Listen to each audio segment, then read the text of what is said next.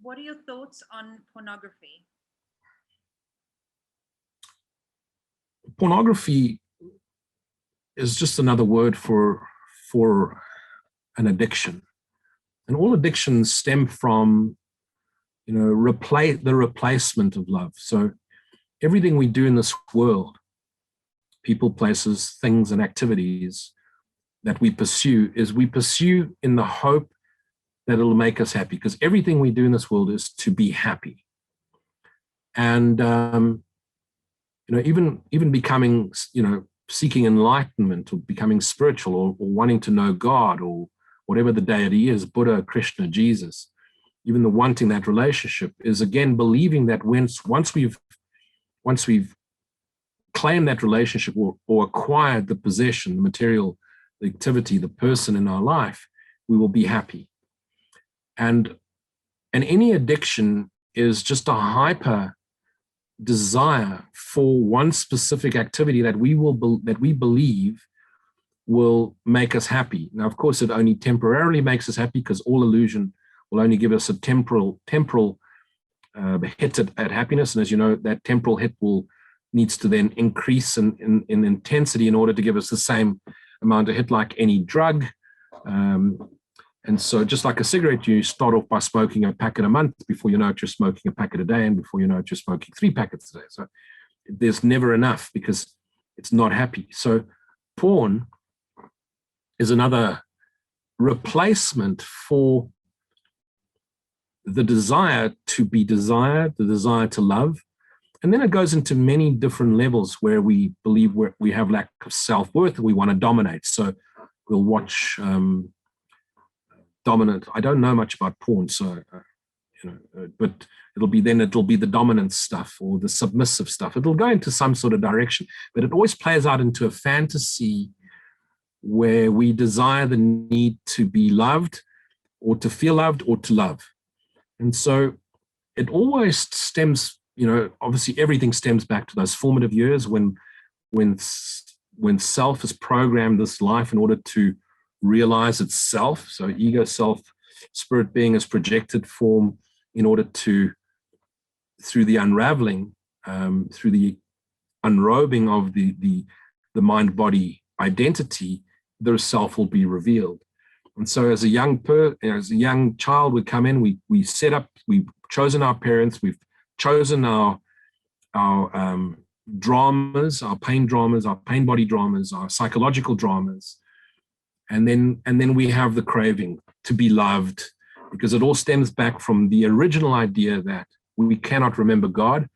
And so we've imagined what God is, and we've imagined that God has abandoned us. So the very first emotion that everything stems from is the abandonment, and then we feel rejected. As a consequence of rejected, we feel betrayed. As a consequence of betrayed, that we must have been betrayed because we're not good enough.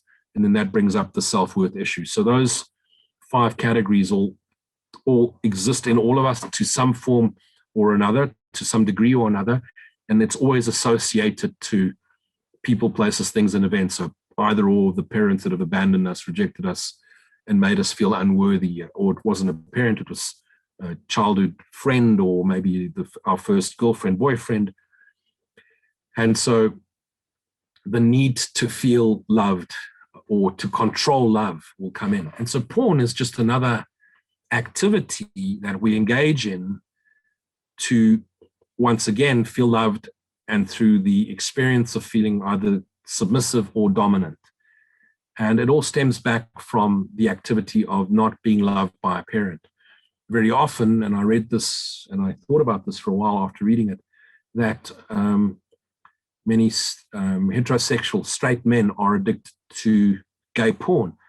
And the reason for that is that they feel unloved by their father. There was no love from the father. So they then take the desire for reciprocal love and they take it into gay porn. So where 2 men are embraced in the love activity, and of course it'll either then go into submission or domination again, but it's that love from a parent.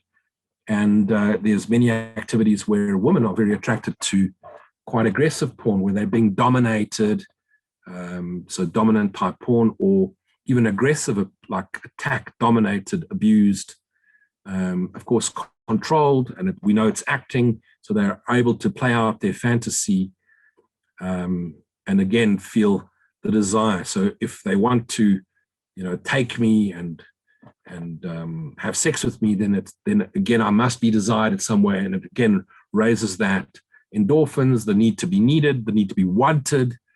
And so very often there's the fantasy aspect. Well, it's all the fantasy aspect about being desired, being wanted, submitting because they're being wanted. It's the 50 Shades of Grey type nonsense. And to be wanted, to be nominated, to be obsessed over, to be in the body, mind, identity is desired, wanted, worthy of being. The prince wants me, so, or the princess desires me, looks at me like a hero, so she wants me. So it's the need to be wanted. And it all stems from a deep seated subconscious, unconscious unawareness of the self, which is love. And therefore the body, mind, self, the identity, this physical body, is unlovable. So if someone worthy, someone beautiful, someone that the world admires wants us, then we feel worthy, because if we're wanted by them, we must be. It's why the unconscious male seeks out the beautiful girl as the appendage. And of course there's an objectification, because he doesn't need to see her. She just needs to represent, look at me, I'm so important. I'm either very good looking, or I'm very rich, or I'm very wealthy or famous, and beautiful girls want to be with me. We see that in the movies and the rap films, where the rap artist, who generally was poor, had to work his way up. Now that he's made money, now the girls want him, and he's got this entourage. And the same thing with women. If she's the princess, then the perfect Prince Charming wants her, and therefore she's worthy.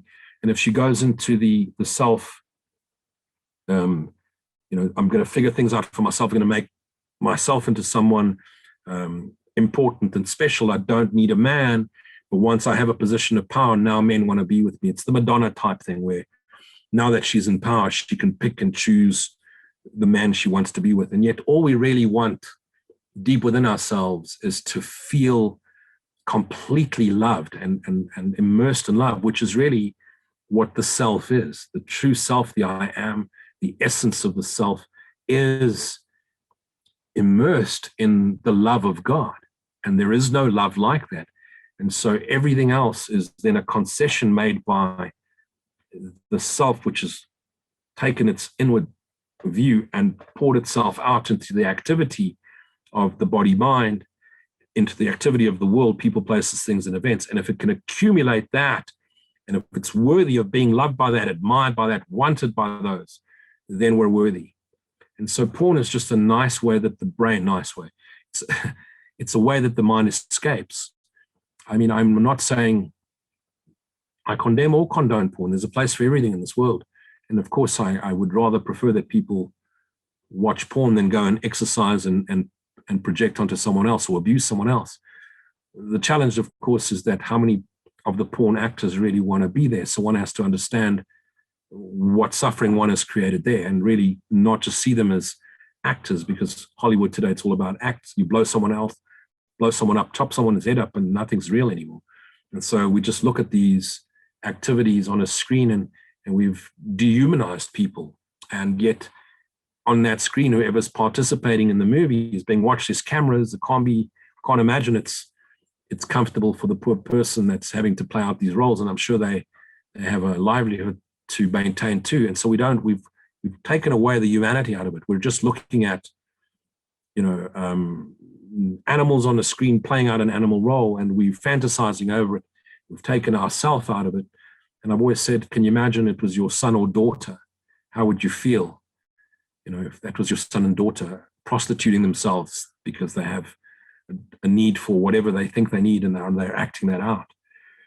And so if you imagine that as your son and daughter, imagine yourself that watching porn, you're someone else's son and daughter, and how would you like that association to being that? So one of the ways to get out of it is to realize the self is love, and to realize that any activity, any obsession like porn or drugs, it's got a short-term relief, a short-term gain at a long-term expense. And really, it's to ask yourself, is it worth it? Is it worth me getting into this objectification with people on the screen and never really then ever going to have a meaningful relationship? Because if that becomes my norm, how do I then have a intimate, conscious relationship with a loving partner? And so for me, the any addiction, porn included, is a desperate cry of the separate self, desperately wanting the love of self, the Holy Spirit love of the Holy Son of God self, that knowing I am one with the Father, that wanting to be one with self again. And so as Holy Spirit, only sees two activities, two actions, either an act of love or a cry for love. And any addiction, including especially porn, is a desperate cry to feel nurtured, held, loved. Of course, we call it wanted, but it's just to be wanted by God again, and to be loved unconditionally as is, with no judgment whatsoever. The Son of God, the prodigal son, returns home, and the Father creates a feast for him, because no matter what you think you've done in the world of dreams, no matter how bad you've been in the world of dreams, in truth, the self is unchanged, unscarred, untainted by whatever happened in the dream. So when you dream at night, no matter what you do in your dream, no matter how murderous you've been in your dream, when you wake up in the morning in your bed, you don't phone the police and say, come and arrest me because I had a terrible dream where I murdered 10 people. You just simply realize it wasn't real. It was my subconscious guilt or vengeance playing out. And so the Son of God is free. The Son of God has not sinned. He just believed he had done something which was unnatural, vengeful, cruel. And now when I realized myself, I realized the self is unchanged. The self, which is the Holy Son of God, that which I am, is forever sinless, defenseless in its complete innocence. And it's that I want. So the cure is, obviously there's some perhaps 12 steps that need to get into. There's many helping centers that could help you with any form of addiction. And it starts with the admission that I don't feel loved, that I feel unworthy, I feel unwanted. And to return to that self, and just returning to the awareness that I am, brings out this new revelation. And if you stay there, like any good present state of mind, no illusion can intrude upon it.